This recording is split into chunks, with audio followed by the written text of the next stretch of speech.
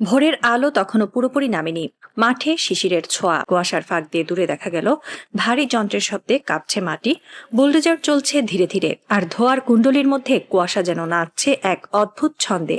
ওখানেই নাকি ইপিজেট হবে। রাজধানী ঢাকা থেকে প্রায় 191 কিলোমিটার দূরের জেলা যশোর। প্রায় 30 লাখ মানুষের এই জেলার বেশিরভাগই বহু বছর ধরে ঢাকামুখী। কেউ গার্মেন্টস কারখানায় শ্রমিক। যশোরে এতদিন একটা স্থল বন্দর থাকলেও বড় কোনো শিল্পাঞ্চল গড়ে ওঠেনি। যশোরে তৈরি হচ্ছে দেশের নতুন এক এক্সপোর্ট প্রসেসিং জোন, যা খুলে দেবে উন্নয়নের নতুন দরজা।